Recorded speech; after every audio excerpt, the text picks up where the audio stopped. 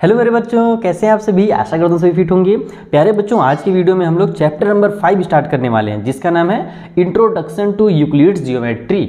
इसमें केवल और केवल एक एक्सरसाइज है, लेकिन वो एक एक्सरसाइज ही बच्चों के लिए बहुत भारी पड़ जाता है, क्योंकि उसमें बहुत सारी चीज़ें याद करने को दी गई हैं। मैथ्स में केवल आप लोग को सॉल्व करने के लिए नहीं आता है, कई बार याद करने वाली चीज़ें आ जाती हैं जो कि आपको चैप्टर नंबर 5 में देखने को मिलेगी।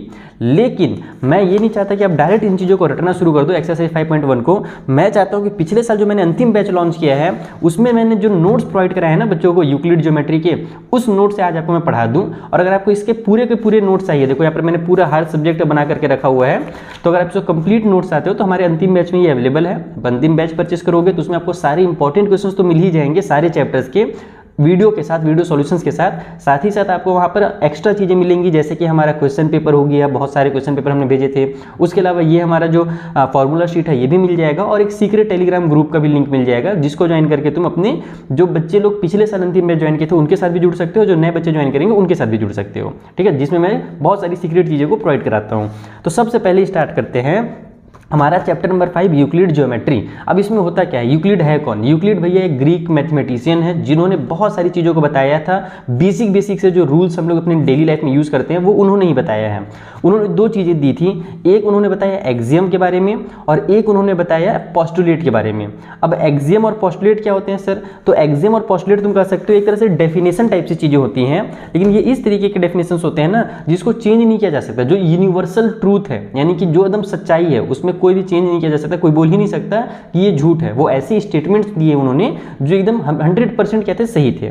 ठीक है, एक छोटा सा डाउट बच्चों को और रहता है कि एक्सियम और पोस्टुलेट में सर अंतर क्या होता है, तो मैं सबसे पहले वो क्लियर करा देता हूं आपको। यहाँ पर देखो मैंने बताया ना, इस नोट्स अगर आप पढ़ोगे ना, इसमें सारी की सारी चीजें मैंने प्रोवाइड करा दी हैं, हर एक बेसिक सा कॉन्सेप्ट, हर एक फॉर्मूला, हर चैप्टर का चैप्टर वाइज मैंने किया है। जैसे कि इसमें अगर तुम लोग देखो, ये मैंने एकदम सिंपल लैंग्वेज में लिख दिया है कि एक्सियम और पोस्टुलेट होते तो सेम ही है, दोनों एकदम सेम स्टेटमेंट्स होते हैं। कहने का मतलब है कि ऐसे स्टेटमेंट जो एकदम सही स्टेटमेंट कहलाते हैं, लेकिन जो पोस्टुलेट है वो स्पेशली ज्योमेट्री से रिलेटेड होता है, जबकि जो एक्सियम है वो पूरे मैथ से रिलेटेड होता है। बहुत इंपॉर्टेंट चीज है कि पोस्टुलेट क्या है भैया और एक्सियम क्या है। तो पोस्टुलेट केवल और केवल ज्योमेट्री से रिलेटेड जो स्टेटमेंट्स है उनको कहा जाएगा, और जो पूरे मैथ से रिलेटेड स्टेटमेंट है उन सभी को एक्सियम कहा जाएगा। और भी चीजें यहाँ पर मैंने लिखी हैं, तुम लोग देख सकते हो। पहले अपन आते हैं एक्सियम्स कौन कौन से हैं उसके बारे में। इंट्रोडक्शन थोड़ा सा देखो कर लोगे ना, तुमको फिर ना वहाँ पर एक्सरसाइज को करने में बहुत आसान हो जाएगा, क्योंकि ये चैप्टर ही ऐसा है कि बिना इंट्रोडक्शन के तो नहीं होने वाला। ठीक है, तो देखो करना क्या है, सबसे पहले कितने हमारे पास एक्सियम दिए हुए हैं यहाँ पर। तो सबसे पहला एक्सियम है कि things which are equal to the same things are equal to one another, यानी कि कोई भी चीज अगर सेम चीज के बराबर है, जैसे कि अगर ए है बी के बराबर और जो सी है वो भी बी के बराबर है, तो ये दोनों भी आपस में क्या होंगे, बराबर होंगे। ए और सी भी आपस में क्या होगा, इक्वल होगा। उसके बाद दूसरा एक्सियम क्या है, मैं थोड़ा सा स्पीड में कर रहा हूँ, अगर आपको बहुत ज़्यादा डिटेल में सीखना है ना तो आप हमारा अंतिम बैच भी ज्वाइन कर सकते हो। उसमें मैंने एक एक एग्जाम को बहुत सारे एग्जांपल्स के थ्रू समझा रखा है, उसके आपको वीडियोस वहाँ पर मिल जाएंगे। जो मैंने लाइव क्लासेस पिछले साल किया है ना, उसके रिकॉर्डेड वीडियो आपको हमारे अंतिम बैच में मिल जाएगा हमारे एप्लीकेशन में। सेकंड क्या बोल रहे हैं कि if equals are added to equals the wholes are equal, यानी कि अगर किसी भी इक्वल दो चीज़ें अगर आपस में इक्वल हैं, जैसे कि इधर भी 5 लिखा हुआ है और इधर भी इक्वल की साइड 5 लिखा हुआ है, अब इस 5 में मैं 2 ऐड कर देता हूँ और उधर वाले 5 में भी 2 ऐड कर देता हूँ, तो जो मेरा होल निकल करके आएगा, यानी इधर भी 7 निकल करके आएगा, उधर भी 7 निकल करके आएगा, और दोनों आपस में क्या होंगे, इक्वल होंगे। ये कहा जा रहा है सेकंड वाले एग्जाम में। थर्ड में क्या बोल रहा है कि equal are subtracted from equals the remainder are equal, यानी कि फिर वही चीज करो कि मान लो इधर भी 5 लिखा हुआ है और इधर भी 5 लिखा हुआ है, या फिर मान लेते हैं और इजी कर लेते हैं इसको, इधर मेरे पास 5 एप्पल्स हैं और इधर भी मेरे पास 5 एप्पल्स हैं, दोनों साइड बीच में इक्वल की साइन लगा दो, दोनों साइड क्योंकि बराबर हैं। अब इधर वाले 5 में से अगर मैं 2 एप्पल निकाल दूं और इधर वाले 5 में से भी मैं 2 एप्पल निकाल दूं, तो रिमाइंडर इधर 3 बचेगा और इधर भी 3 बचेगा, जो कि दोनों आपस में क्या होंगे, इक्वल होंगे। तो मैंने बताया ना आपको कि ऐसे स्टेटमेंट्स हैं जो हम लोग डेली लाइफ में यूज करते हैं अपने, और ये स्टेटमेंट्स बहुत ही इजी आपको लगेंगे, बस आपको सीक्वेंस याद रखना है। एग्जाम में क्वेश्चन आता है बबुआ कि भैया बताइए कि जो यूक्लिड का चौथा एक्सियम था वो कौन सा था, तो फिर तुमको बताना पड़ेगा कि सर जी यूक्लिड का चौथा एक्सियम ये वाला था। तो ये सीक्वेंस जो मैंने लिखा है ना, आपको इसी सीक्वेंस में चीज़ों को याद रखना है। फोर्थ नंबर में क्या है कि थिंग्स विच आर कोइंसाइड, है ना, coincide with one another are equal to one another, यानी कि कोई भी चीज अगर आपस में कोइंसाइड, कोइंसाइड का मतलब क्या होता है कि एक के ऊपर जब दूसरे को रखोगे तुम ना, तो वो एक दूसरे को बहुत अच्छे से कवर कर लेंगी, एक दूसरे का कह सकते हो तुम डुप्लीकेट। जैसे मैंने एग्जाम्पल में बच्चों को समझाया भी था कि मतलब दोनों सेम हो, जैसे कि 5 रुपये वाला अगर मैं पार्ले जी लेता हूँ, पार्ले जी बिस्कुट खाया तुम लोग कभी, हम लोग के जमाने में बहुत चलता था पार्ले जी, अब तो नहीं पता का बिस्कुट आ गया है। तो पार्ले जी बिस्कुट के अगर 2 पैकेट्स में लेता हूँ, एक पैकेट के ऊपर मैं दूसरा पैकेट रखता हूँ, तो दोनों कैसे वैसे दिखेंगे, एकदम सेम टू सेम ही दिखेंगे ना, तो उसी को कोइंसाइड बोला जाता है। तो कोई भी चीज़ अगर सेम टू सेम है, कोइंसाइड है, जैसे कि मान लो 5 रुपये का 2 सिक्का अगर मैं लेता हूँ, 5 रुपये के 2 कॉइन्स लेता हूँ, तो वो दोनों भी क्या कहलाएंगे, आपस में कोइंसाइड कहलाएंगे। तो कोई भी चीज़ अगर आपस में कोइंसाइड है एक दूसरे के लिए, तो वो दोनों एक दूसरे के लिए क्या होंगे, इक्वल होंगे। ओके, फिफ्थ हमारे पास एक्सियम है कि the holes is greater than the part, यानी कि जो हमारा होल होता है ना, वो कब हमेशा क्या होता है, पार्ट से हमेशा बड़ा होता है। जैसे फॉर एग्जांपल कि अगर हमने एक बड़ा सा बिस्कुट लिया और उसका मैंने एक पार्ट तोड़ दिया, तो जो मेरा होल था ना, वो हमेशा उस पार्ट से क्या होगा, बड़ा ही होगा। बेसिक सी बात है। जैसे कि फॉर एग्जांपल एक एप्पल लो और उसको एक बार खा जाओ, एक बाइट उसका ले लो, खा जाओ, तो जो तुमने पार्ट खाया है अगर उसको मैं कंपेयर करूँ कंप्लीट एप्पल से, होल एप्पल से, तो वो क्या होगा, हमारा होल हमेशा ग्रेटर होगा उस वाले पार्ट से जो तुमने खाया है। तो कभी भी किसी भी चीज़ में जो होल होता है, यानी कि जो कंप्लीट होता है, वो हमारे उसके पार्ट से क्या होता है, ग्रेटर होता है। सिक्स एक्सियम है कि things which are double of the same things are equal to one another. जैसे मैंने यहाँ पर बताया था ना कि जब हम लोग कोई भी चीज़ आपस में इक्वल है और उसमें क्या कर देते हैं, अपन डबल कर देते हैं, तो वही चीज़ यहाँ पर भी हो रहा है। जैसे पहला वाला जो था ना, सेम उसी टाइप से, बस यहाँ पे डबल कर दिया गया है। जैसे कि मान लो कि हमारे पास जो C है वो बराबर है 2A का, और जो C है वो बराबर है 2B का, तो यहाँ का जो A होगा और यहाँ का जो B होगा, ये भी क्या होंगे, आपस में बराबर होंगे। यानी कि कोई भी थिंग्स अगर किसी भी थिंग्स के डबल के बराबर है ना, जो C है वो B के डबल के बराबर है और C जो है वो A के डबल के बराबर है, तो ये जो डबल हो रही है ये भी क्या होंगे, आपस में बराबर होंगे। और इसकी बहुत ज़्यादा डिटेल में हमने एक्सप्लेन किया है अपने अंतिम बैच में। आगे बढ़ते हैं। फिलहाल things which are half of the same things are equal to one another, यानी कि इसी का बस उल्टा कर दिया, यहाँ पर डबल था, यहाँ पर हाफ कर दिया। कि कोई भी चीज़ अगर किसी भी चीज़ के आधे के बराबर है, जैसे मान लो C जो है वो हाफ A के बराबर है और C जो है वो हाफ B के भी बराबर है, तो हाफ A और हाफ B भी बराबर होंगे, यानी कि A और B भी वहाँ पर क्या होंगे, बराबर होंगे। तो ये एक्सियम से यूक्लिड चर्चा की। यूक्लिड ने क्या बताए थे, एक्सियम्स बताए थे जो कि पूरे मैथ से रिलेटेड है। ये देखो तुम्हारे पूरा मैथ वाला दिख रहा है ना, हर चीज़ हर अलग अलग फील्ड से दिख रहा होगा तुम लोगों को। अब आ जाओ पोस्टुलेट्स के बारे में, जो कि केवल ज्योमेट्री से रिलेटेड होते हैं। तो पोस्टुलेट क्या कहलाता है भैया, तो पोस्टुलेट में क्या होता है कि हमारे पास केवल और केवल 5 पोस्टुलेट्स हैं, जो कि सारे के सारे इंपॉर्टेंट हैं। एग्जाम में इससे भी क्वेश्चन आता है कि बताओ भैया यूक्लिड का ये थर्ड वाला पोस्टुलेट कौन सा है, या फिर कोई भी डेफिनेशन लिखा रहेगा, बोलेगा कि बताओ यहाँ पर कौन सा पोस्टुलेट यूज हो रहा है, तो हमको बताना पड़ता है। पोस्टुलेट का भी आता है और एग्जाम का भी आता है, तो दोनों चीज़ों को रटना तो पड़ेगा, थोड़ा सा याद करना पड़ेगा। पहला क्या दिया गया पोस्टुलेट में कि straight line may be draw from any point on any other point, ठीक है, टू एनी अदर पॉइंट। यानी कि अगर हमारे पास कहीं पर भी एक पॉइंट है और कहीं दूसरे जगह पर दूसरा पॉइंट है, तो इस पॉइंट से उस पॉइंट को मिला करके हम एक स्ट्रेट लाइन बना सकते हैं। यानी किसी भी दो पॉइंट्स को मिला करके आप एक स्ट्रेट लाइन बना सकते हो। बस यही हमारा पहला वाला क्या है, पोस्टुलेट है। सेकेंड में a terminated line can be produce indefinitely, यानी कि अगर कोई भी हमारे पास लाइन है जो टर्मिनेट है, टर्मिनेट मतलब कि जैसे कि देखो इस पॉइंट से इस पॉइंट पर क्या हो गया, ये रुक गया। पॉइंट के बीच जो दूरी होती है वो टर्मिनेटेड होती है, ठीक है। लेकिन हम क्या कर सकते हैं, इसको B की तरफ भी आगे बढ़ा सकते हैं और A की तरफ भी आगे बढ़ा सकते हैं। यानी कोई भी पॉइंट अगर हमको दिया हुआ है, टर्मिनेटेड है, तो उसको हम लोग राइट में और लेफ्ट में दोनों तरफ में क्या कर सकते हैं, इनफिनाइटली बढ़ा सकते हैं। वो कभी खत्म नहीं होता, कभी भी कोई जो लाइन होती है ना वो कभी खत्म ही नहीं होती है, ठीक है। ये तो जो हमारा पॉइंट होता है ये लाइन सेगमेंट कहलाता है। दो पॉइंट से बीच की जो दूरी होती है ना, लाइन सेगमेंट कहलाती है। लाइन अलग चीज़ होता है, रे अलग चीज़ होता है, लाइन सेगमेंट अलग होता है। ये सारी चीज़ों को तो मैंने तुम लोगों को क्लास 7 में या क्लास 8 में शायद पढ़ा भी रखा है, ठीक है। चलो आगे बढ़ते हैं।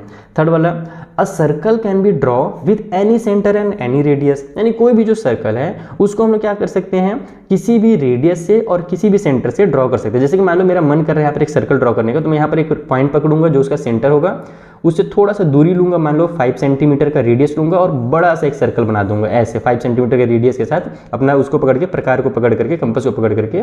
तो सर्कल का बस वही कहना है कि जो सर्कल हम बनाते हैं वो किसी भी पॉइंट, सेंटर ऑफ पॉइंट का यूज़ करके हम बना सकते हैं, किसी भी रेडियस से। मन कर रहा है मान लो कि इस पॉइंट का यूज़ ना करूँ, मैं यहाँ पर यूज़ कर लूँ और जो रेडियस उसको मैं 7 सेंटीमीटर ले लूँ, 5 का मन नहीं है मेरा, तो भी मैं उसको बना सकता हूँ सर्कल। ऐसा थोड़ी है कि 7 सेंटीमीटर का रेडियस ले लिए तो नहीं बनेगा सर्कल, वो किसी भी रेडियस से बन सकता है।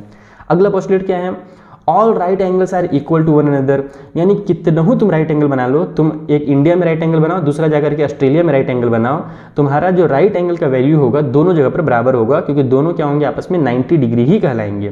तुम बड़ा सा एक तो डब्बा ट्रायंगल बनाओ राइट एंगल वाला, छोटा ट्रायंगल बनाओ राइट एंगल वाला, लेकिन जहाँ पर राइट एंगल बनेगा, जैसे देखो ये बड़ा है ये छोटा है, लेकिन राइट एंगल हमेशा क्या होते हैं, बराबर होते हैं, क्योंकि दोनों आपस में 90 डिग्री ही बनाते हैं। तो जितने भी राइट एंगल्स हैं वो इक्वल हैं। ये फोर्थ पोस्टुलेट हो गया।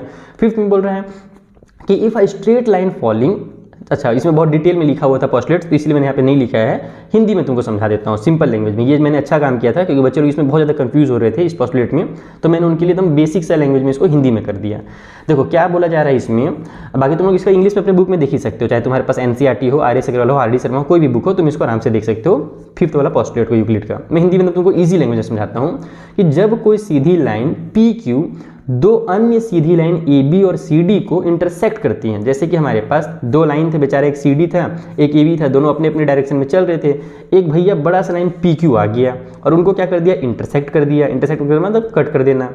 तब वहाँ पर 4 इंटीरियर एंगल्स बनती हैं। देखो तुम लोग अंदर में 4 इंटीरियर एंगल्स बन रही हैं। क्लास 7th की ये टॉपिक है इंटीरियर एंगल एक्सटीरियर एंगल। अब ये मत बोलना सर इंटीरियर एंगल क्या होता है, ये जो अंदर में एंगल्स बन रही है ना इसको बोलते हैं, और बाहर में जो एंगल बनेंगे उसको एक्सटीरियर बोलते हैं, ठीक है। तो 4 इंटीरियर एंगल्स बनती हैं। तो अकॉर्डिंग टू पोस्टुलेट, यानी कि जो पोस्टुलेट नंबर 5th है हमारे पास, उसके अकॉर्डिंग क्या होता है कि जिस तरफ के इंटीरियर एंगल्स का सम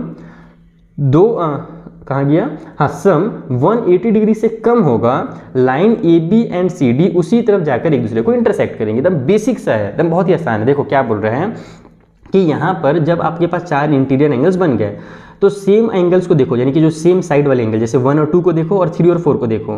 तो आप ये यहाँ पर नोटिस करो कि कौन से साइड का जो एंगल्स हैं उनको हम लोग प्लस करें तो आपस में वो क्या हो, 180 डिग्री से कम हो। अगर हमारा 180 डिग्री से कोई भी एंगल आपस में कम निकल करके आ गया ना, तो समझ जाना कि इधर ही जा करके वो दोनों क्या होंगे, ये लाइन और ये लाइन जब मैं बढ़ाऊंगा तो इधर इंटरसेक्ट होंगे, और अपोजिट वाले को जब मैं आगे बढ़ाऊंगा तो और दूर चला जाएगा, वो और पास नहीं आएगा। तो जब कभी भी हमारे पास 180 डिग्री का एंगल बनता है ना, दोनों एंगल मान लो दोनों को प्लस किया हमने और 180 डिग्री बन रहा है, तो उस कंडीशन में तो हमारे पास वो लाइन एकदम सीधे होंगी। जैसे मान लो यहाँ भी 90 और यहाँ भी 90 है तो दोनों एकदम सीधा लाइन बन जाएगा।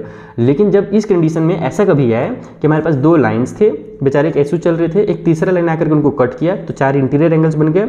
अब सेम साइड वाले एंगल्स को आपको देखना है, जैसे 1 और 2 और 3 और 4, ये दोनों सेम साइड के 3 और 4, और 1 2 हमारे सेम साइड के, ये लेफ्ट वाला कहलाएगा, ये राइट वाला इंटीरियर एंगल कहलाएगा। तो जिधर के भी हमारे इंटीरियर एंगल्स का सम 180 डिग्री से कम होने वाला है, यहाँ पर देखो आप लोग साफ साफ देख भी सकते हो कि हमारा 180 कैसा बनता है, एकदम 90 डिग्री यहाँ पर बनता है, यहाँ पर बनता है, एकदम सीधा सीधा जाते तब 180 बनता है। लेकिन दिख रहा है कि भैया ये छोटा होते जा रहे हैं। तो जिधर भी 180 से कम होगा वो लाइंस आपस में जाकर के उसी साइड इंटरसेक्ट होंगी। ये हमारा 5th पोस्टुलेट कहता है। यहाँ पर कुछ इंपॉर्टेंट डेफिनेशन वगैरह भी मैंने लिखे थे और कुछ इंपॉर्टेंट पॉइंट्स लिखे थे, इसको बाद में पढ़ेंगे। इसको आप लोग मेरे नोट्स में पढ़ सकते हो अंतिम में ज्वाइन करके। अब हम लोग आते हैं एक्सरसाइज में, और जो एक्सरसाइज के क्वेश्चन है उनको सॉल्व करते हैं। देखो जो पहला हमारे पास क्वेश्चन दिया हुआ है एक्सरसाइज 5.1 में, इसमें बोल रहा है भैया बताइए ट्रू और फॉल्स, रीजन भी बता दीजिएगा। तो रीजन में अभी आपको समझा दूंगा, आप अपने लैंग्वेज में उसको लिख सकते हो, कभी भी रीजन वगैरह वो रटना नहीं चाहिए, ध्यान रखना। पहला क्वेश्चन में क्या बोल रहा है फर्स्ट वाले में कि only 1 line can pass through a single point, यानी कि एक अगर मेरे पास पॉइंट है, मान लो यहाँ पर मैंने एक पॉइंट बनाया तो इससे केवल मैं एक ही लाइन पास कर सकता हूँ। तो ये तो बिल्कुल गलत है, साफ साफ दिख रहा है। अगर मैं इधर से एक लाइन क्रॉस कराऊँ, इधर से भी एक लाइन आ सकता है, इधर से भी उसी पॉइंट में, इधर से भी उसी पॉइंट में, जैसे कि हमारा व्हील चक्र होता है ना हमारे झंडे में, तिरंगा झंडा में, उसमें देखते हो एक पॉइंट से कितने सारे लाइन क्रॉस हुए रहते हैं। चलो कमेंट करके बताओ उसमें टोटल कितने लाइन्स होते हैं हमारे व्हील चक्र में। ओके बच्चा लोग, तो भैया कहने का मतलब है कि एक सिंगल पॉइंट से बहुत सारे लाइन पास हो सकते हैं, जो कि यहाँ पर हमको बोल दिया केवल एक ही लाइन, एक सिंगल पॉइंट से एक ही लाइन पास हो सकता है, इसीलिए ये पहला स्टेटमेंट क्या होगा, फॉल्स हो जाएगा। सेकंड में बोल रहे हैं कि there are infinite number of lines which pass through 2 distinct point, यानी कि 2 पॉइंट्स के बीच से हम लोग कई सारे लाइन को यहाँ पर पास करा सकते हैं। तो ये भी उल्टा कर दिया, ये भी गलत दे दिया। कैसे गलत कर दिया, तुम यहाँ पर अगर पॉइंट ए और पॉइंट बी देखो, इसके बीच से अगर मैं एक लाइन गुजारना चाहूँ तो बस एक ही लाइन बना सकता हूँ मैं। अगर सिंगल सिंगल बोलता है कि भैया पॉइंट ए से हम लोग बहुत सारी लाइन गुजार सकते हैं, तो हाँ बिल्कुल सही बात है। पॉइंट बी से भी हम लोग बहुत सारी लाइन को यहाँ पर क्रॉस करा सकते हैं, जैसे हमने यहाँ पर आपको समझाया व्हील चक्र वाला जो मैंने आपको समझाया, ठीक है। लेकिन अगर 2 पॉइंट्स दे दिया जाए और बोला जाए कि उनके बीच से भैया जी लाइन को गुजारो, तो केवल आपको एक ही लाइन मिलेगा, आप इसके बीच से दूसरा लाइन कैसे गुजार सकते हो? ऐसे आओगे, ए से इधर जाओगे फिर एक से जाओगे क्या, तो वो एक लाइन थोड़ी कहलाएगा, वो तो 2 लाइन हो जाएगा। यहाँ पर से यहाँ एक लाइन और यहाँ से यहाँ 2 लाइन हो जाएगा, दूसरा लाइन हो जाएगा। कहने का मतलब है कि 2 डिस्टिंक्ट पॉइंट से केवल हम क्या कर सकते हैं, एक ही लाइन को गुजार सकते हैं। ओके बच्चा लोग, तो इसीलिए ये रीजन भी क्या होगा हमारा गलत हो जाएगा, फॉल्स कर देते हैं इसको, ये स्टेटमेंट को। तीसरा क्या बोल रहा है, a terminated line can be produce indefinitely on both side. देखो अभी मैंने आपको पोस्टुलेट बताया था ना, बताया था, बस वही चीज़ यहाँ पर आ गया कि कोई भी टर्मिनेटेड लाइन है, जैसे ए और बी, ये क्या दिख रहा है, एक टर्मिनेटेड लाइन है 2 पॉइंट के बीच में, तो इसको इधर भी इनडिफिनेटली बढ़ाया जा सकता है और इधर भी इनडिफिनेटली बढ़ाया जा सकता है, जो कि मैंने पोस्टुलेट नंबर में देखा था एग्जाम पोस्टुलेट में। तो यस, ये बिल्कुल सही चीज़ बोल रहा है, इसीलिए हमारा क्या होगा, ट्रू होगा। ठीक है। If two circles are equal then their radius are equal, बिल्कुल सही बात है। अगर दो सर्कल हमारे इक्वल हैं, फॉर एग्जांपल तुम अपनी मम्मी जी का जो हाथ में कंगन वगैरह पहनी होगी उसको निकालना, सेम साइज वाला सेम डिजाइन वाला, एक कंगन को रखना, उसके ऊपर दूसरे कंगन को रखना, तो दोनों क्या दिखेंगे तुमको, एक के ऊपर दूसरा एकदम परफेक्ट फिट हो जाएगा। उसको ही क्या बोला जाता है, इक्वल बोला जाता है। दोनों सर्कल इक्वल हैं। अब तुम उसका रेडियस नाप करके देखना चाहो तो रेडियस नाप करके देख सकते हो, दोनों का रेडियस बराबर ही होगा। तो अगर दो सर्कल इक्वल हैं तो उसके रेडियस भी बराबर होंगे। जैसे मम्मी जी कंगन का एग्जाम्पल दे दिया मैंने, उसके अलावा आप दो 5 रुपये या 10 रुपये का जो कॉइन होते हैं उसको भी देख सकते हो, एक के ऊपर दूसरा रखना, फिर दोनों का रेडियस भी नाप सकते हो, ऐसे भी कर सकते हो। तो दो इक्वल के अगर सर्कल इक्वल है तो भैया रेडियस इक्वल होंगे ही, ये भी हमारा क्या है, ट्रू है। फिफ्थ में बोला जा रहा है कि इन फिगर 5.9, यहाँ पर 5.9 जो फिगर दिख रहा है देखो इसको ध्यान से, अगर ए बी बराबर है पी क्यू का, ये जो लाइन है पी क्यू के बराबर है, मान लो अगर ये 5 सेंटीमीटर है तो ये भी 5 सेंटीमीटर है, फॉर एग्जाम्पल के लिए समझा रहा हूँ। साथ ही साथ जो पी क्यू है वो एक्स वाई के बराबर है, यानी ये वाली जो लाइन है वो इस वाली लाइन के भी बराबर है। ए बी भी 5 है और पी क्यू भी 5 है, इसीलिए दोनों बराबर थे। साथ ही साथ हमको ये बोल रहा है कि जो मेरा पी क्यू है और एक्स वाई है ये भी बराबर है। इसका मतलब ये क्या हुआ कि अगर ये 5 था तो ये भी 5 होगा, तभी तो बराबर कहलाएंगे आपस में। तो उस कंडीशन में ए बी और एक्स वाई भी क्या होंगे, बराबर होंगे, यानी ये लाइन और ये लाइन भी बराबर होंगे। तो यस, यही तो बिल्कुल सही चीज़ है। ये तो मैंने आपको समझाया था वहाँ पर कि अगर कोई भी चीज़ आपस में इक्वल होता है किसी भी सेम चीज़ के, तो वो दोनों आपस में भी क्या होते हैं, इक्वल होते हैं। जैसे ए इक्वल टू मैंने बताया था आपको सी है और बी इक्वल टू मैंने बताया था सी है, तो ए और बी भी आपस में बराबर होंगे। वही चीज़ तो यहाँ हो रहा है कि ये 5 था तो ये भी 5 था, ये दोनों बराबर थे, और ये दोनों भी बराबर हैं, इसका मतलब ये दोनों भी क्या होंगे, 5 होंगे। इट मीन्स कि ये वाला और ये वाला भी आपस में बराबर होगा, तो ये भी क्या हमारा ट्रू है। तो इस तरीके से आपको ट्रू एंड फॉल्स को तुम समझ करके बनाना है, रटना किसी को नहीं है। बबुआ लोग रटोगे तो बेटा कान पकड़ के उठा देंगे ऊपर, तो आप लोगों को रटना नहीं समझना है। अब आ जाते हैं, give a definition for each of the following terms, are there other terms that need to be defined first, what are they and how might you define them.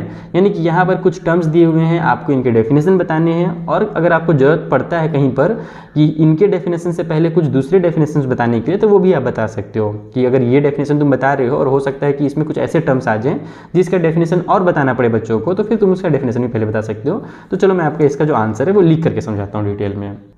सो यहाँ पर हमने कॉपी में सारी चीज़ों को नोट डाउन कर लिया है ताकि बच्चों को मैं जब नोट्स प्रोवाइड कराऊँ तो बच्चों को कोई दिक्कत ही ना हो। सबसे पहले आते हैं अपन किसके पास, पैरेलल लाइंस के डेफिनेशन के पास, कि पैरेलल लाइंस एक्चुअल में होते क्या हैं, और अगर अपने को पैरेलल लाइन का डेफिनेशन जानना है तो उसके लिए हमको और कौन कौन सी चीज़ों के बारे में जानना जरूरी है। तो बहुत ही देखो, पहला चीज़ जो सबसे पहला डिस्क्लेमर है वो ये है कि किसी भी चीज़ का डेफिनेशन होता है बच्चा ना, मैथ्स में मैक्सिमम आप देखोगे कि अलग अलग टीचर उसे अलग अलग तरीके से लिखते हैं। तुम गूगल करोगे तुमको कुछ और मिलेगा, तुम बुक में देखोगे तुमको कुछ और मिलेगा। कहने का मतलब ये है कि डेफिनेशन को हमेशा खुद से बना करके ही लिखना चाहिए। तो मैंने यहाँ पर कोशिश किया है कि जो सबसे ईजीएस्ट डेफिनेशन हो सकता है वो मैं यहाँ पर आपके लिए लिखा हूँ, ठीक है। बाकी अगर आपको इससे ज़्यादा ईजी डेफिनेशन अगर समझ में आता है कोई दूसरा तो आप उसको भी लिख सकते हो, कोई दिक्कत नहीं है, ठीक है बच्चा लोग। तो चलो स्टार्ट करते हैं। पहले आते हैं पैरेलल लाइन के डेफिनेशन के पास। तो पैरेलल लाइन होता क्या है, तो ऐसे lines which never intersect each other are called parallel lines. यानी कि दो ऐसे लाइन अगर मैं लूँ जो एक दूसरे को कभी इंटरसेक्ट ही ना करते हों, तो ऐसे लाइंस को ही क्या कहा जाता है, पैरेलल लाइंस कहा जाता है सिंपल लैंग्वेज में। कि भैया दो लाइन है, दोनों एक दूसरे को कट ही नहीं कर रहे हैं, इंटरसेक्ट ही नहीं कर रहे, तो दोनों क्या होंगे, पैरेलल ही कहलाएंगे। अब पैरेलल लाइन के बारे में जानने के लिए अब यहाँ पर कुछ वर्ड्स आपने देखे। पहला देखा आपने लाइन्स के बारे में, फिर आपने देखा पैरेलल लाइंस के बारे में, फिर इसके अलावा एक पॉइंट भी होता है कि भैया पैरेलल लाइन किसी भी पॉइंट पे इंटरसेक्ट नहीं होते हैं। तो आप इसका भी लिख सकते हो कि आपको लाइंस का तो जरूरत पड़ेगा ही कि लाइंस क्या होता है ये जानना जरूरी है, और इंटरसेक्ट करना क्या होता है ये भी जानना जरूरी है। बाकी पॉइंट नहीं भी लिखोगे तो भी चलेगा, ठीक है। या फिर पॉइंट इसलिए मैंने यहाँ पर लिख दिया है, क्यों लिखा है उसके लिए मैं आपको समझा देता हूँ। कि मान लो अगर आपको इसका दूसरा डेफिनेशन लिखना है तो तुम इसका दूसरा डेफिनेशन कैसे लिख सकते हो कि दो ऐसे लाइन्स जिनके बीच की जो दूरी होती है, जैसे यहाँ पर और यहाँ पर, फिर यहाँ से अगर मैं यहाँ दूरी देखूँ इनके बीच का ना, तो ये दूरी हमेशा क्या होगा, बराबर होगा। हमेशा कोई भी अगर पैरेलल लाइन है ना तो उनके बीच का जब डिस्टेंस निकालना तो हमेशा बराबर होगा। जैसे फॉर एग्जांपल के लिए मैं क्या ले लूँ, अपने स्केल ही ले लेता हूँ। देखो स्केल का ये वाला साइड और ये साइड क्या है, आपस में पैरेलल है। यहाँ से यहाँ का जब तुम डिस्टेंस देखोगे तो भी उतना ही मिलेगा जो यहाँ से यहाँ तक का मिलेगा। यानी कि ये डिस्टेंस ये डिस्टेंस ये डिस्टेंस, हर जगह जो डिस्टेंस निकलेगा वो हमेशा बराबर होता है। तो तुम ऐसे भी इसका लिख सकते हो, ठीक है। तो ये था पैरेलल लाइन का डेफिनेशन। अब आते हैं परपेंडिकुलर लाइन क्या होता है सर जी, आइए उसे भी समझ लेते हैं। तो अगर हमारे पास दो लाइंस हैं जो इंटरसेक्ट कर रहे हैं एक दूसरे को 90 डिग्री के ऊपर, तो वो लाइन से आपस में क्या कहलाएंगे, परपेंडिकुलर लाइंस कहलाएंगे। जैसे कि एक लाइन हमने बनाया, दूसरा लाइन ऐसे आ गया, तो कहने का मतलब कि एक दूसरे को ये 90 डिग्री पर क्या कर रहे हैं, इंटरसेक्ट कर रहे हैं। इंटरसेक्ट करना मतलब कि एक दूसरे को कट करना। तो उस कंडीशन में ये दोनों लाइन्स आपस में क्या कहलाएंगे, परपेंडिकुलर लाइन कहलाएंगे। अब इसके जानने के लिए, परपेंडिकुलर का डेफिनेशन जानने के लिए तुमको दो डेफिनेशन और जानने होंगे। पहला होगा एंगल्स का कि भैया एंगल क्या होता है, तो ये एंगल होता है जो हमारे पास कोई भी दो साइड्स के द्वारा मिल करके जो हमारा एक कह सकते हो कोण बनता है, उसे अपन एंगल बोलते हैं। जैसे कि दरवाजा जब तुम खोलोगे तो वहाँ पर एंगल बनेगा, मेरे दो फिंगर्स के बीच में देखो यहाँ पर एक एंगल बना हुआ है, ये दिख रहा होगा तुम लोगों को। तो बहुत सारे एंगल्स होते हैं, तो यहाँ पर इसके डेफिनेशन तुमको नहीं लिखने हैं, डेफिनेशन के लिए इसी का लिखना, बस ये बता देना है कि इसके डेफिनेशन के लिए हमको और किसकी जरूरत पड़ेगी। तो परपेंडिकुलर लाइंस के लिए आपको एंगल्स की जरूरत पड़ेगी, और साथ ही साथ आपको ये भी बताना पड़ेगा ना कि भैया लाइंस क्या होता है, तभी तो बच्चा समझ पाएगा कि परपेंडिकुलर लाइन क्या होता है। तो सिंपल समझ में आ गया कि दो लाइंस थे, उनके बीच में अगर वो दोनों एक दूसरे को इस तरीके से अगर कट कर रहे हैं कि उनके बीच में 90 डिग्री का एंगल बन रहा है, तो वो दोनों लाइंस आपस में परपेंडिकुलर लाइंस कहलाएंगे। तीसरे डेफिनेशन के पास आ जाते हैं, रेडियस ऑफ सर्कल। वैसे तीसरे में हमारे पास कुछ और दिया हुआ था, लाइन सेगमेंट दिया हुआ था, लेकिन मैंने बुक में देखा रेडियस ऑफ सर्कल गलती से, और उसको मैं तीसरे में डाल दिया हूँ, तो चौथे में आपको मिल जाएगा लाइन सेगमेंट, टेंशन नहीं लेने का। पहले अपन समझते हैं रेडियस ऑफ सर्कल क्या होता है। बहुत ही एकदम बेसिक सा डेफिनेशन है इसका भी, कि distance between centre of a circle to any point lying on the circle is called radius. यानी कि कोई एक सर्कल है, उसके सेंटर से सर्कल में कहीं पर भी किसी भी पॉइंट पर जब हम लोग डिस्टेंस निकालते हैं, लेइंग ऑन, देखो ये जो वर्ड लिखा है ना मैंने, लेइंग ऑन द सर्कल, उसका मतलब ये हुआ कि सर्कल में कहीं पर भी बहुत सारे पॉइंट होंगे, ये होगा यहाँ बीच में बहुत सारे पॉइंट निकलेंगे, तो किसी भी पॉइंट में जब आप डिस्टेंस देखोगे ना सर्कल के सेंटर से, तो वो हमेशा क्या होता है, बराबर होता है। ये वाला लाइन जो मैंने खींचा, फिर जो ये लाइन मैं खींचूंगा, ये हमेशा क्या होंगे, आपस में इक्वल ही होंगे, और ये जो लाइन्स होते हैं यही क्या कहलाते हैं, आपस में रेडियस कहलाते हैं। अब रेडियस के बारे में जानने के लिए सबसे पहले बच्चा को तो सर्कल के बारे में पता होना चाहिए, इसलिए मैंने यहाँ पे लिख दिया है कि इसके लिए हमको सर्कल का डेफिनेशन की जरूरत पड़ेगा, सेंटर ऑफ सर्कल क्या होता है ये जानना पड़ेगा, और पॉइंट क्या होता है वो जानना पड़ेगा। पॉइंट मतलब कि किसी भी जगह पर एक पॉइंट जो होता है, इस तरीके से ये हमारे पॉइंट्स कहलाते हैं। तो ये तीनों चीज़ों को जरूरत पड़ेगा, फिर हम समझ जाएंगे कि भैया जो रेडियस ऑफ सर्कल है वो क्या होता है, उसका डेफिनेशन फिर यहाँ पर फुलफिल हो जाएगा। अगला जो हमारे पास डेफिनेशन है लाइन सेगमेंट का, जैसे मैंने आपको बताया ये थर्ड में था, मैंने फोर्थ में डाल दिया है, कोई दिक्कत नहीं उससे, आप लोग अपने बुक में कॉपी में जैसे लिखना चाहो लिख सकते हो। हमसे बोला जा रहा है कि लाइन सेगमेंट क्या होता है, तो देखो कभी भी कोई लाइन होता है ना, तीन चीज़ें होती हैं। पहला तो होता है एक लाइन, जैसे कि अगर इस तरीके से अगर कोई ड्राइंग बना हुआ तुम देखो तो समझ जाओ कि वो लाइन का ड्राइंग बना हुआ है। लाइन में दोनों साइड एरो लगा हुआ रहता है, और इस एरो का मतलब ये होता है कि ये जो लाइन है वो दोनों तरफ क्या हो रहा है, इनडिफिनिटली चलते चला जा रहा है, कभी भी खत्म नहीं होता। लाइन को बस हम लोग रिप्रेजेंट करते हैं इस तरीके से। एक्चुअल में जो लाइन आपने बनाया है ना, वो क्या होगा, पृथ्वी पार कर जाएगा, ये आगे भी बढ़ते जाएगा, टेबल में उतरेगा, टेबल से घर में पहुंचेगा, घर से आंगन में पहुंचेगा, आंगन से रोड में पहुंचेगा, रोड से दूसरे शहर पहुंच जाएगा। लाइन का मतलब ये होता है कि वो इंडेफिनेटली दोनों साइड बढ़ रहा है, तो इसको लाइन बोलते हैं। ठीक है, अगर यहाँ पर एक सेंटर पॉइंट हो या फिर कोई भी एक पॉइंट हो, एंडिंग पॉइंट, और इस साइड में केवल एक रे ऐसे गया हुआ है, मतलब इधर एरो बना हुआ है, तो इसका मतलब ये हुआ कि यहाँ पर तो ये खत्म हो जा रहा है, लेकिन राइट साइड में ये क्या हो रहा है, इंडेफिनेटली चलता चला जा रहा है।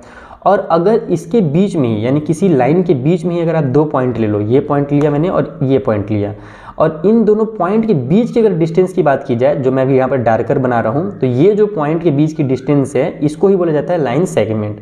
इसका एक निश्चित दूरी होता है और ये हमेशा खत्म होने वाला रहता है। लाइन सेगमेंट क्या होता है, इंडेफिनेटली नहीं बढ़ता है, वो हमेशा खत्म होता है। वो किसी भी लाइन के बीच का एक पार्ट कह सकते हो तुम लोग, लाइन का या रे के बीच का जो पार्ट होता है उसको लाइन सेगमेंट कहते हैं। तो उसको मैंने सिंपल लैंग्वेज में लिख दिया है कि straight line draw from one point two another point. कोई भी एक स्ट्रेट लाइन जो हम बना रहे हैं, जो एक पॉइंट से लेकर के दूसरे पॉइंट के बीच का केवल है, तो उसको ही अपन लाइन सेगमेंट कहते हैं। और इसका डेफिनेशन के लिए पॉइंट का जानना जरूरी है कि पॉइंट क्या होता है। लास्ट में आ जाओ स्क्वायर के पास कि स्क्वायर की डेफिनेशन क्या होगी सर। तो देखो कोई भी क्वाड्रिलेटरल, अब बोलोगे सर क्वाड्रिलेटरल क्या होता है, तो देखो कोई भी ऐसा फिगर जिसके 4 साइड्स होते हैं उसको क्वाड्रिलेटरल कहा जाता है। कोई भी फिगर जो क्लोज फिगर हो और उसके 4 साइड्स हो तो वो क्वाड्रिलेटरल हो जाएगा। जैसे कि मान लो मैं खराब से बनाता हूँ, ऐसे किया मैंने, ऐसे किया, ऐसे लेकर के गया, ऐसे लेकर के आया। खराब बना रहा था लेकिन तो बहुत मस्त काजू कतली बन गया भाई, बर्फी बन गया। तो चलो कोई बात नहीं, 4 साइड दिख रही तुमको ना, तो ये क्वाड्रिलेटरल कहलाएगा, सिंपल एकदम। ओके, तो एक हमारे पास ऐसा क्वाड्रिलेटरल जिसके ऑल साइड्स आर इक्वल, जिसके चारों के चारों साइड्स यहाँ बराबर हों, and angles are 90 degree is known as square. और जिसके जो एंगल्स वो 90 डिग्री हो, जैसे कि देखो मैं एक स्क्वायर बना के दिखा भी देता हूँ, तो वो जानते हैं स्क्वायर क्या होता है, फिर भी देख लो। एक ऐसा क्वाड्रिलेटरल 4 साइड वाला फिगर जिसके चारों साइड्स आपस में बराबर है और उनके बीच में जो एंगल्स बन रहा है वो 90 डिग्री बन रहा है, तो यही फिगर क्या कहलाएगा, आपस में एक स्क्वायर कहलाएगा। इसके लिए तुमको क्वाड्रिलेटरल के बारे में जानना जरूरी है, जो मैंने आपको समझा ही दिया। फिर तुमको साइड्स के बारे में जानना जरूरी है भैया कि साइड क्या होता है, और फिर एंगल्स के बारे में जानना जरूरी है, तो फिर तुम्हारा स्क्वायर कंप्लीट होगा। तो इस तरीके से हमारा जो सेकंड क्वेश्चन था डेफिनेशन वाला, वो यहाँ पर कंप्लीट होता है। चलो बब्बू लोग थर्ड के पास बढ़ते हैं। लेकिन अगर तुम लोग को वीडियो पसंद आ रहा हो, चीज़ें समझ में आ रही हो, तो एक चीज़ बिल्कुल जरूर करना, इस चीज़ को मत भूलना, अपने फ्रेंड के साथ शेयर कर देना यार, उससे मुझे बहुत अच्छा मोटिवेशन मिल जाता है। तो शेयर कर दो अपने फ्रेंड के साथ, वीडियो को लाइक कर दो और कमेंट करके मुझे बताओ अगर कुछ भी कमी रह जा रहा है या फिर तुमको कुछ चीज़ें बहुत मजा आ रही है, तो सारी चीज़ मुझे आप कमेंट करके बताओ। चलो थर्ड क्वेश्चन के पास चलते हैं। सो थर्ड क्वेश्चन में क्या कहा जा रहा है, consider two postulates given below. यहाँ पर आपको नीचे में दो पोस्टुलेट्स देखने को मिलेंगे, यानी वही दो टर्म्स लिखने को दिए हुए हैं आपको। हमसे बोला जा रहा है पहले इसको पढ़िए और उसके बाद फिर कुछ क्वेश्चंस दिए हुए उनके आंसर कीजिए। पहला पोस्टुलेट क्या है कि given any two distinct point A and B, यानी कि दो अलग अलग पॉइंट हैं ए और बी, ये अपने को दिया हुआ है, यहाँ पर ए है, यहाँ पर हमारा बी है। अब बोल रहा है कि there exist a third point C which is in between A and B. इनके बीच में क्या होगा, एक थर्ड पॉइंट होगा। अगर इन दोनों को मैं एक लाइन से मिला दूं और इसके बीच में क्या होगा, एक थर्ड पॉइंट दिया हुआ है जिसका नाम होगा सी। तो यस, अगर दो पॉइंट्स हमारे पास हैं तो उसके बीच कई सारे पॉइंट्स हो सकते हैं, जिसमें से हम लोग एक पॉइंट का नाम सी भी रख सकते हैं। ओके बच्चा लोग आगे बढ़े, अगला देखिए। अगला बोल रहा है कि there exist at least 3 points that are not on the same line, यानी कि हमारे पास क्या होगा कि क्या बोल रहा है इसमें कि देयर एग्जिस्ट एटलीस्ट 3 पॉइंट्स, यानी कि 3 पॉइंट्स होंगे जो कि not on the same line, जो कि एक सेम लाइन पे नहीं होंगे। यानी इस पर इस तरीके से बोल रहा है कि मान लो एक पॉइंट यहाँ है, एक पॉइंट यहाँ है और तीसरा पॉइंट कहीं साइड में ऊपर नीचे कहीं भी है, यानी कि ये तीनों क्या है, सेम लाइन पे नहीं है। एक इधर जा रहा है लाइन, एक इधर जा रहा है। तो इस तरीके से हमारे पास दूसरा पोस्टुलेट दिया हुआ है। पहले पोस्टुलेट में बोला गया था कि हमारे पास 2 पॉइंट्स हैं, ये 2 अलग अलग पॉइंट, और उनके बीच में क्या है, एक तीसरा पॉइंट है जो कि सी है।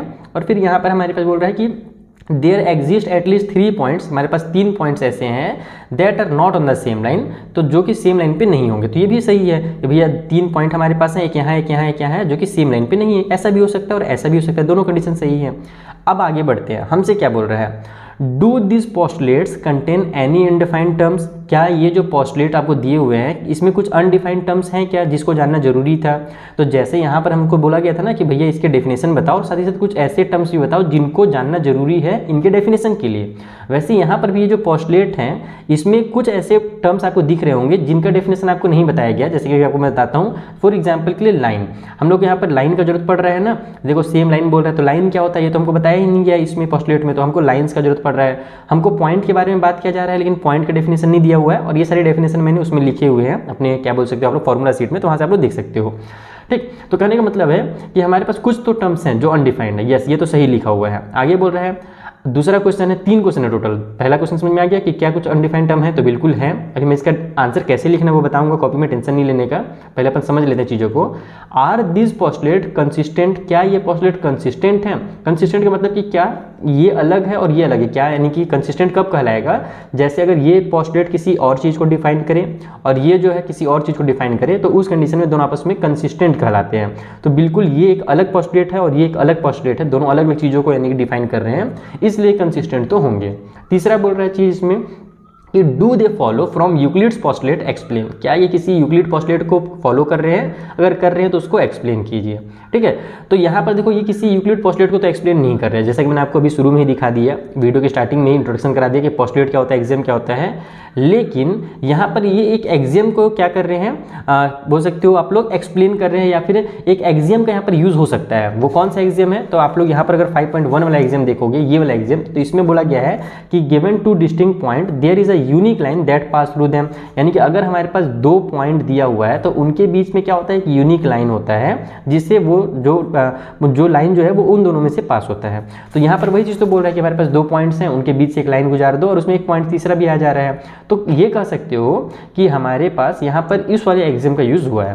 तो हम लोग इसको लिखेंगे कैसे सर, एग्जाम में अगर आ जाए, वैसे तो आता नहीं वो ऐसे एग्जाम में, फिर भी आप लोग समझ लो। सबसे पहले कि इसको लिख लेना कि there are many undefined terms like lines, point, etcetera. यहाँ पर मैंने एटसेट्रा डाल दिया है, बाकी आप लोग बस इतने ही लिखोगे, 2 ही बस लिखोगे ना तो भी आपका काम चल जाएगा कि 2 अनडिफाइंड टर्म तो यहाँ पर अपने को दिख ही रहे हैं, एक है लाइन और दूसरा है पॉइंट। दूसरा क्वेश्चन था क्या ये पोस्टुलेट कंसिस्टेंट है, तो बिल्कुल yes, this postulate are consistent because they refer to 2 different situations, ये दोनों अलग अलग सिचुएशंस के बारे में बात कर रहे हैं, सो दैट रीजन ये कंसिस्टेंट कहलाएंगे।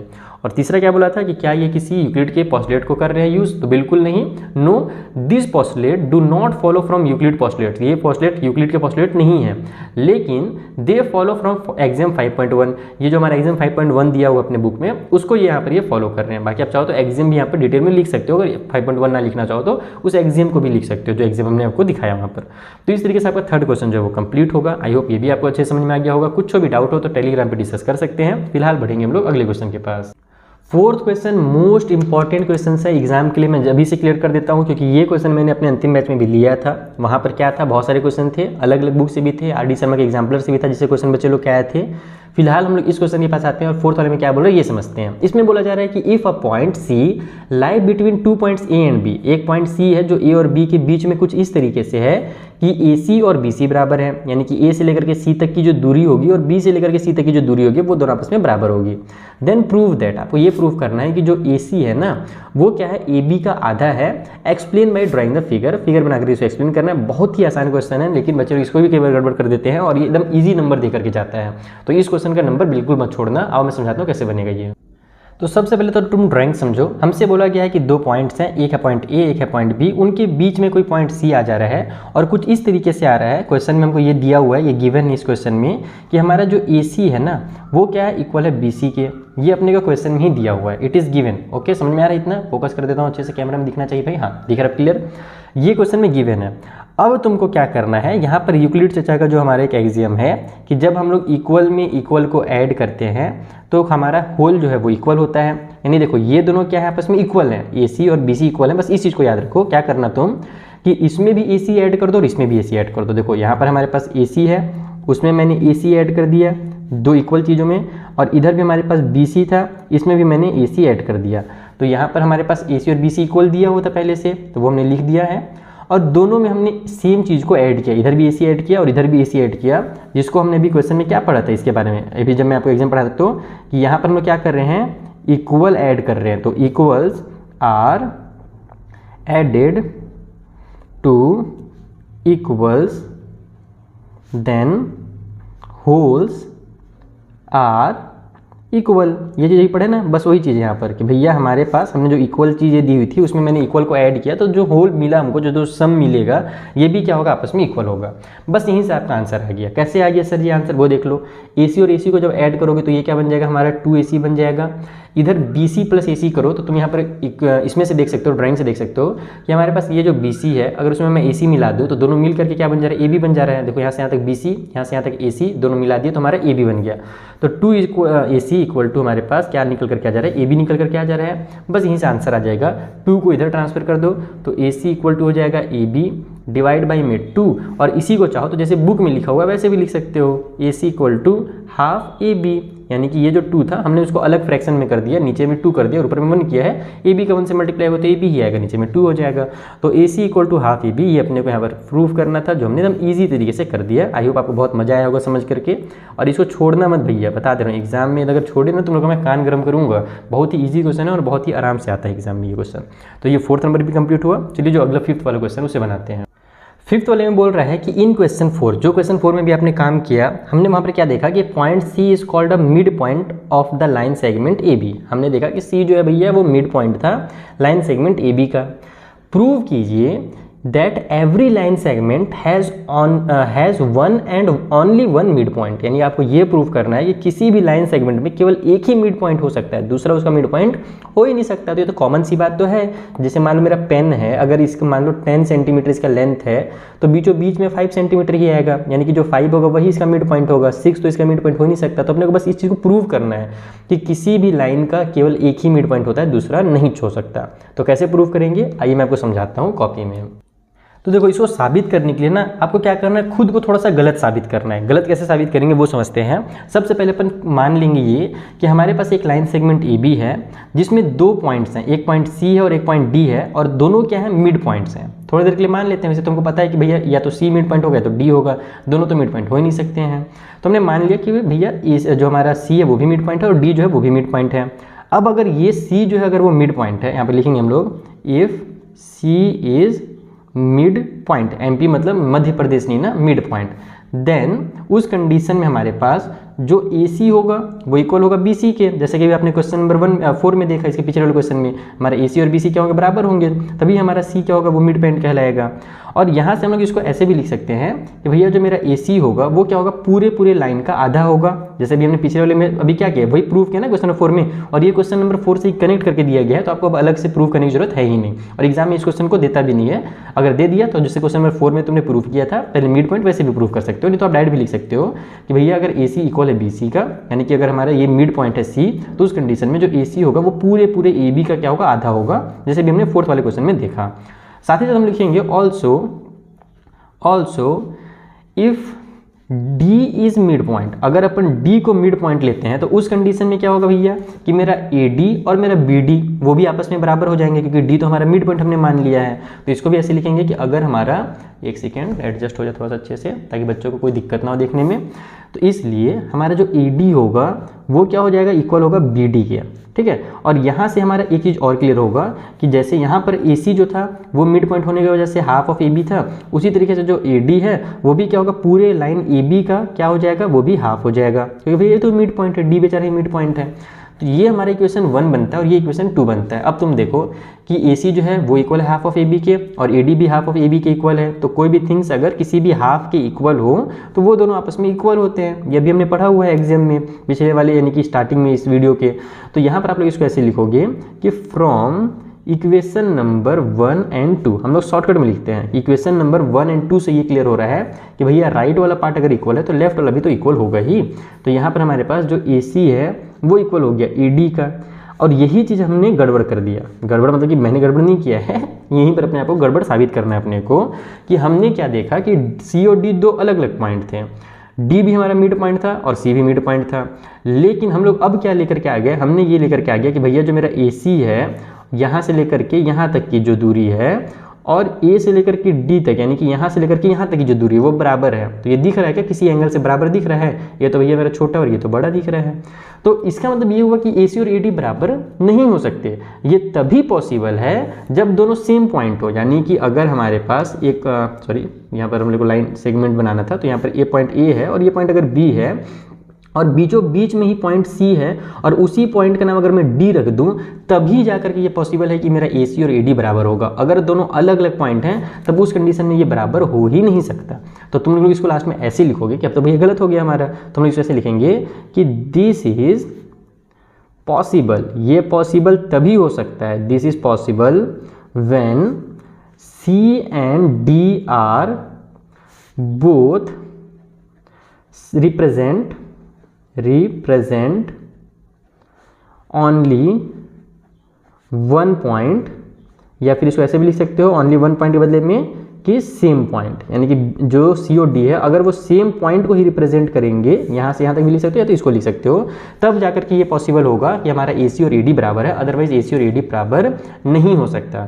तो इसलिए हमारे पास यहाँ पर जो क्वेश्चन बोला था ना कि भैया बताइए कि केवल एक हमारे किसी भी लाइन में क्या होगा, हमारा मिड पॉइंट केवल एक ही हो सकता है। तो लास्ट में तुम इन लोग इसी से लिख भी सकते हो कि हैंस, यहाँ पर इस तरीके से हैंस इट इज प्रूव्ड, हमारे यहाँ से ये प्रूव होता है कि दो अलग अलग हमारे मिड पॉइंट्स नहीं हो सकते, C और D अलग अलग नहीं हो सकते। तो यहाँ पर आप लोग लिखोगे hence it is proved that every line, भूल गया मैं, एवरी लाइन सेगमेंट, ये जो मैं लिख रहा हूँ स्टेटमेंट कहाँ से लिख रहा हूँ, बुक से उतार दे रहा हूँ, पूरा क्वेश्चन में बुक में दिया हुआ है, has one and only one mid point. बस खत्म हो गया ये क्वेश्चन। तो इस तरीके से आपको इसको प्रूव करना था। आई होप आपको ये भी समझ में आ गया होगा। अगर वीडियो भैया पसंद आ रहा हो ना तो जल्दी से एकदम शेयर करो, मुझे मोटिवेशन की बहुत जरूरत है, क्योंकि बहुत लेंदी वीडियो हो जाता है ना तो मैं थक भी जाता हूँ।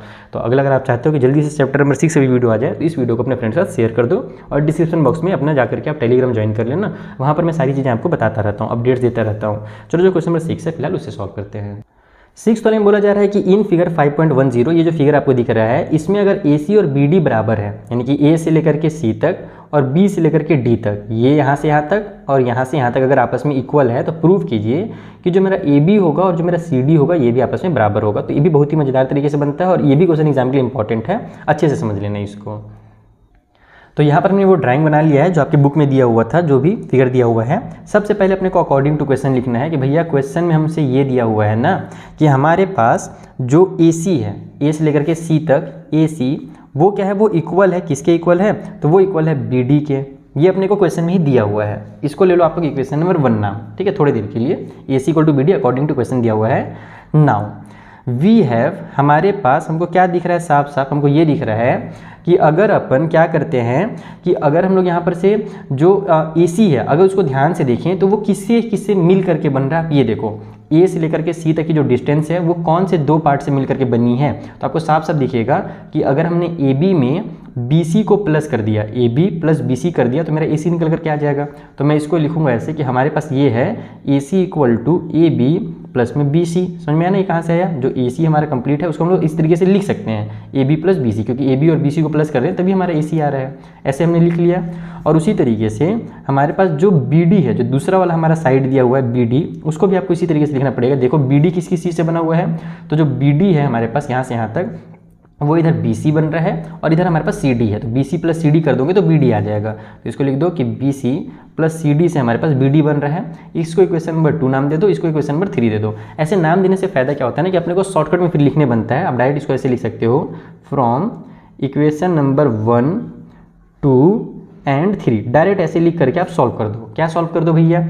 जो हमारे पास AC और BD का वैल्यू हमने यहाँ पर निकाला है ना, और हमने यहाँ पर इक्वेशन 1 में क्या देखा, AC और BD बराबर है, तो इस AC के बदले में AC का वैल्यू पुट कर दो, जो कि हमारे पास था AB प्लस में BC, और इक्वल के राइट में हमारे पास क्या देखो, इक्वल की साइड BD है और BD का हमने क्या वैल्यू निकाला, ये निकाल लिया। तो यहाँ पर लिख दो आप लोग BC प्लस में CD, और यहाँ से आपको कुछ नहीं करना है। देखो यहाँ भी BC है, यहाँ भी BC है, दोनों को डायरेक्ट भी कट कर सकता हूँ मैं, लेकिन तुम क्लास 9 के बच्चे हो, थोड़ा सा कंफ्यूज हो गए सर डायरेक्ट कट कैसे हो गया, तो मैं तुमको ट्रांसफर करके दिखा देता हूँ। देखो ये AB हो गया प्लस में BC हो गया, ये जो BC इधर प्लस वाला था इधर आकर के माइनस का BC हो जाएगा, इक्वल को साइड में केवल CD बचेगा। अब BC में से BC माइनस होगा तो कट हो ही ना जाएगा, प्लस और माइनस। उसी तरीके से ऐसे डायरेक्ट भी कट कर दिया जा सकता है, कोई दिक्कत नहीं है। तो आपका निकल करके आ गया AB इक्वल टू CD, और यही तो अपने को प्रूव करना था, तो हैंस प्रूव्ड लिख दो साइड में, और ये आपका क्वेश्चन भी कंप्लीट होता है। अब एक लास्ट क्वेश्चन बचा हुआ है बच्चे लोग, चलो फटाफट उस क्वेश्चन को बना लेते हैं, फिर तुमको मजा आ जाएगा। पूरा का पूरा एक्सरसाइज, पूरा का पूरा चैप्टर तुमको मैंने एक ही वीडियो में कंप्लीट करा दिया। चलिए 7th नंबर का क्वेश्चन बनाते हैं। सो 7th वाले में हमसे बोला जा रहा है बबुआ लोग कि why is axiom 5 in the list of Euclid's axiom considered a universal truth, यानी कि जो एक्सियम नंबर 5 है यूक्लिड के एक्सियम में अगर आप देखो तो वो यूनिवर्सल ट्रूथ कहलाता है, एकदम पूरी दुनिया का सत्य कहलाता है। अपने को बताना है कि ऐसा क्यों हो रहा है, एंड अपने को आगे ये भी बोल रहा है कि note that the question is not about the 5th postulate. आपको ये भी ध्यान रखना है कि वो पोस्टुलेट के बारे में बात नहीं कर रहा है ना, वो एक्सियम्स के बारे में बात कर रहा है। तो देखो यार, मैंने आपको पहले भी समझाया था कि जो पोस्टुलेट होते हैं वो केवल और केवल ज्योमेट्री से रिलेटेड होते हैं, और जो पोस्टुलेट होता है वो पूरे के पूरे मैथ से रिलेटेड कर सकते हो या पूरे संसार से रिलेटेड होता है। जैसे कि हमारा 5th वाला है, मैं आपको यहाँ पर समझाता हूँ। पहले तो आपको 5th पोस्टुलेट यदि एक्सियम जो है वो समझना पड़ेगा। 5th एक्सियम क्या बोलता है कि the whole is greater than the part, यानी कि जो होल है वो पार्ट से हमेशा क्या होता है, बड़ा होता है। और ये जो है किसी भी फील्ड में काम करेगा, ये पूरी दुनिया में हर जगह पे ये चीज़ जो है काम करेगा, इसीलिए यूनिवर्सल ट्रूथ है। अब कैसे काम करेगा वो समझ लो। फॉर एग्जांपल के लिए बहुत ही इजी एग्जांपल से मैं समझाता हूँ। जैसे मैथ का अगर मैं एग्जांपल लेता हूँ, मैथ में मान लो मैं अपना डेयरी मिल्क चॉकलेट, और जो मैं आपको बचपन से समझा रहा हूँ एग्जांपल, जो मुझे बहुत पसंद है, उस एग्जांपल से समझाता हूँ। ये मेरा जो डेयरी मिल्क है ये मेरा क्या कहलाता है, होल कहलाता है, ठीक है। अब मैं आपको क्या करता हूँ, इस डेयरी मिल्क का एक पार्ट दे देता हूँ, ओके। यानी कि मैं आपको क्या किया, मैंने आपको 1/3, सॉरी टोटल 3 पार्ट थे ना, तो मैंने आपको 1/3 दे दिया इस डेयरी मिल्क का। या फिर मान लो कि मैं आपको 1 नहीं, उससे भी ज़्यादा दे देता हूँ, मैं आपको 2 पार्ट दे देता हूँ, यानी कि मैं 2/3 दे देता हूँ। तो क्या तुमको 2/3 में ज़्यादा मिलेगा, या अगर मैं तुमको होल दूँ, होल का मतलब पूरा का पूरा, तो अगर मैं तुमको पूरा का पूरा दूँ उस कंडीशन में ज़्यादा मिलेगा, या जब मैं तुमको 2 पार्ट दे दूँ इस डेयरी मिल्क का तब ज़्यादा मिलेगा। तुम लोग सर बुड़बक समझिए क्या, हमको जब पूरा दीजिएगा तभी तो ज़्यादा मिलेगा, 2 पार्ट तो कम ही होगा। तो यहाँ पर कहने का यही अर्थ है कि कोई भी कंडीशन हो, किसी भी कंडीशन में, जैसे मैंने तुमको एग्जाम्पल दिया था एप्पल वाला, ये हमारे पास अगर एक एप्पल है और उसको तुम क्या करो, यहाँ से खा जाओ, इस तरीके से इसको ऐसे कट करके खा जाओ, तो ये जो पार्ट तुमने खाया है ना, ये कंप्लीट एप्पल का क्या होगा, केवल एक ही क्या कर सकते हो, छोटा ही होगा। यानी पूरे एप्पल से ये जो पार्ट तुमने खाया है ये छोटा ही होगा। चाहे तुम आधा भी खा जाओ, मान लो बड़ा सा एप्पल था, तुमने इतना खा गया, पूरा आधा से भी ज़्यादा तुमने खा गया, इतना तुमने खा लिया है, और बचा कितना, थोड़ा सा ही बचा है। लेकिन अगर मैं कंपेयर करूँ कि पूरे एप्पल में से, होल में से, अगर मैं इस वाले पार्ट को जो तुमने खाया है वो क्या है, छोटा है या बड़ा है, तो तुम जान जाओगे कि सर पूरे एप्पल में से तो मैंने छोटा ही खाया है, क्योंकि थोड़ा सा तो बचा ही हुआ है मेरे पास, तो पूरा एप्पल जो है वो हमेशा बड़ा होगा। एक लास्ट एग्जाम्पल देखते हैं। जैसे ये तो हमने मैथ में और ये हमने एप्पल वाले एग्जाम्पल में ले लिया। अब अपन अपने बॉडी पार्ट में आ जाते हैं। ये एग्जाम्पल मैंने तुमको पहले भी समझा रखा है, फिर समझा देता हूँ कि जैसे मान लो ये मेरे बॉडी पार्ट्स हैं, ठीक है। इसमें अगर मैं अपना एक पैर पकड़ता हूँ, मैं अपने टांग की खिंचाई करता हूँ, मान लो ये जो मेरा पैर है, मैं अगर ये कंपेयर करूँ कि ये जो मेरा पैर, यानी पूरे बॉडी का एक पार्ट है मेरा ये वाला पैर, तो ये जो पैर है क्या ये मेरे बॉडी से बड़ा है, या फिर मेरा पूरा का पूरा बॉडी को कंपेयर करो अगर इस पैर से, तो मेरा पूरा बॉडी ग्रेटर होगा। तो जाहिर सी बात है भैया कि मेरे बॉडी जो है वो ग्रेटर होगा मेरे इस पैर से केवल, क्योंकि मेरे पूरे बॉडी में तो मेरे सारी चीज़ें आ जा रही है, दोनों पैर भी आ जा रहे हैं, दोनों हाथ भी आ जा रहे हैं, सर भी आ जा रहा है, पेट भी आ जा रहा है पतला सा। कहने का अर्थ ये है कि कोई भी चीज़ हो, कहीं भी, किसी भी सिचुएशन में जो पार्ट होता है ना, वो होल से हमेशा क्या होता है, छोटा ही होता है। यानी कि whole is greater than the part. तो बस इसी वजह से जो हमारा एग्जाम नंबर 7 है वो यूनिवर्सल ट्रूथ कहलाता है। तो इस तरीके से हमारा चैप्टर नंबर 5 खत्म होता है। बहुत मजा आया होगा, मैं आशा करता हूँ तुम लोगों को। अगर कुछ भी मजा नहीं आया, कम थोड़ा मजा आया हो तो कमेंट करके जरूर बताना, और अगर बहुत मजा आया हो तो अपने फ्रेंड के साथ इस वीडियो को शेयर करने में कंजूसी बिल्कुल मत करना। नहीं तो कंजूसी करोगे बेटा तो फिर अगले बार से मम्मी की कसम और पापा की कसम जैसे नहीं आता है तुम लोग का शॉर्ट्स में कि आपको अपनी माँ से अगर प्यार है तो आप इस वीडियो को शेयर करेंगे, फिर वैसे मुझे भी करना पड़ेगा, क्योंकि तुम लोग शेयर वेयर करते नहीं हो, कंजूस हो गए हो आजकल। तो शेयर भी कर देना, सब्सक्राइब भी कर देना, लाइक भी कर देना, कमेंट भी कर देना, टेलीग्राम ज्वाइन कर लेना। उसमें मैं ये जो चीज़ें आपको मैंने आज पढ़ाया है ना, इसके नोट्स मैं आपको वहाँ पर फ्री में प्रोवाइड करा रहा हूँ टेलीग्राम पे, तो आप टेलीग्राम भी ज्वाइन कर लेना। ठीक है, मिलते हैं किसी नेक्स्ट वीडियो में। Thank you for watching. हाँ, एक और लास्ट चीज़ बता देता हूँ मैं, तुम लोग अंतिम बैच भी जरूर ज्वाइन कर लेना, क्योंकि उसमें साल भर का फीस जो है केवल 500 रुपये है, और पूरे के पूरे मैथ्स का एक एक चैप्टर का कॉन्सेप्ट, PDF प्लस आपका फॉर्मूला सीट प्लस आपके पूरा इंपॉर्टेंट जो क्वेश्चन है उस चैप्टर से जो एग्जाम में आने वाले हैं, सारे क्वेश्चंस का सॉल्यूशन के साथ वीडियो अपलोड है। आप लोग इसलिए अंतिम बैच ज्वाइन कर सकते हो। दूसरे बैचेस से मेरे हिसाब से बहुत अच्छा है अंतिम बैच, क्योंकि पिछले साल बहुत सारे बच्चों को अंतिम बैच से बहुत फायदा मिला था। ठीक है, तो अंतिम बैच ज्वाइन कर लेना, हमारे एप्लीकेशन में तुमको अंतिम बैच मिल जाएगा। हमारे एप्लीकेशन का नाम क्या है, तो MD सर ही है। जब प्ले स्टोर में जाओगे तो MD सर देखना, तो वही हमारा एप्लीकेशन है। ठीक है, चलो बच्चों लोग मिलते हैं नेक्स्ट वीडियो में, तब तक के लिए थैंक यू फॉर वॉचिंग।